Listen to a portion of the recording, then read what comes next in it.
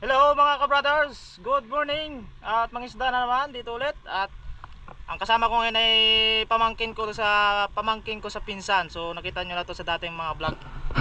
Yan, si Ken Ken. So walang pasok, available siya ngayon. Siya na naman kasi si Kuya Emer ay busy, nasa tugtugan ulit.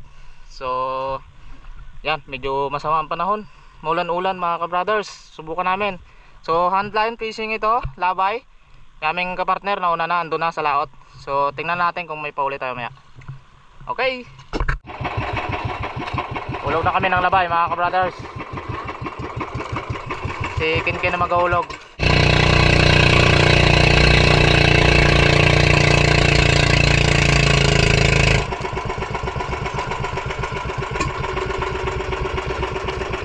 Oh, uli.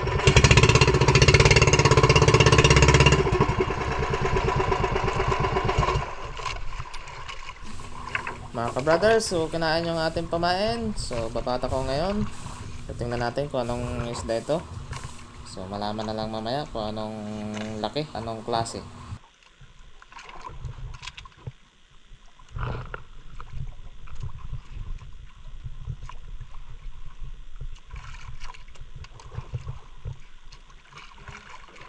Tumbakol, lingan.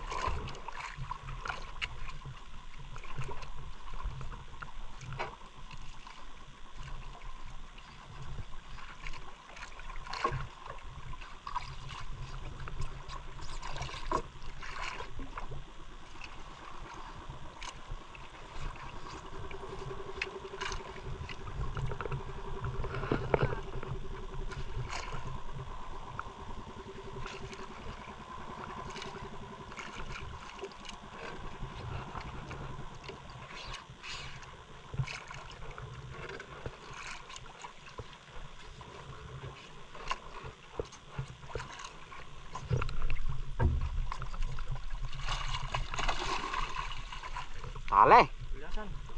Mga ka-brothers, binamano. Kulyasan.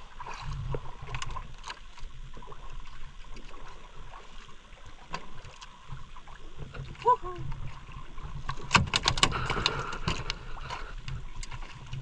Kulyasan. Tutang na naman ako natin.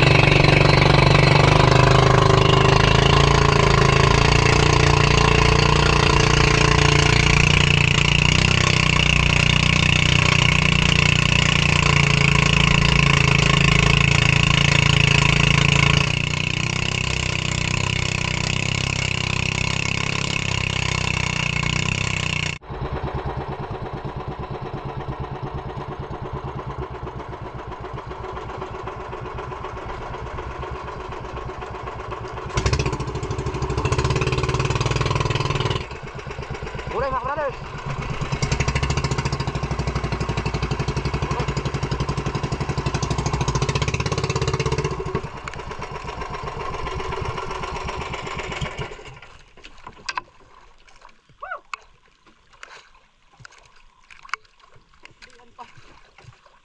Hiniyan ng isda.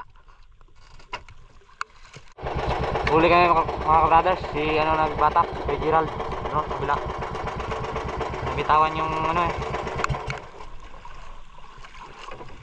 Hawakan ng labay. Buyang ko pa kimay ko 5. 4 pirsa magawid. 4 pirsa magawid buyang ko eh. Kimay 5. Ang halo.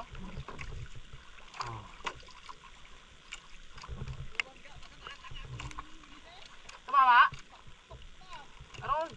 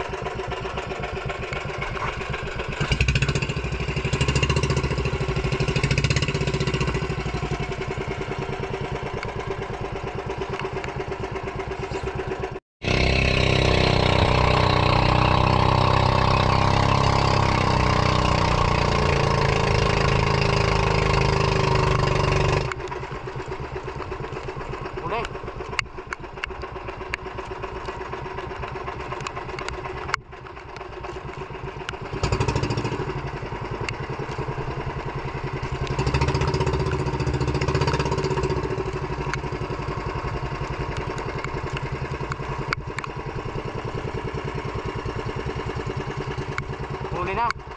Lulutang pa rin.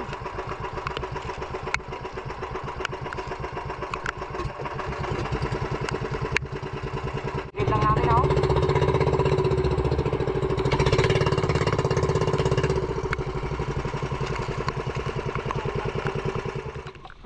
Uwi na kami mga ka-brothers. Kami na. At yung aking gasolina ay konti na lang. Kasi pang half day lang yun ito eh. Sabi kasi nila umaga daw magandang lutang, so umaga lang. At okay naman, hindi naman nabigo. Andun yung ibang isda sa aking partner.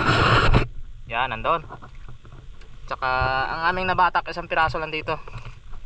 Tuna, gulyas ang tawag sa amin. Yan. Yan mga ka-brothers, itong dahilan wala din kaming dalang hilo. Kaya uwi na, baka masirang isda. Ang aking pamangkin sa pinsan, binabatak na niya yung labay. Kaya pa? So tingnan natin yung huli doon, yung sa kabila, pagdating sa tabi mga ka-brothers. Yan mga ka-brothers, dito lang kami sa tabi. Tingnan natin yung nabatak ng ating kasamaan. May hilo kang dala eh. Yan, may munti rin kami mga ka-brothers. Kahit pa paano, makakabawi pa rin sa sabaw.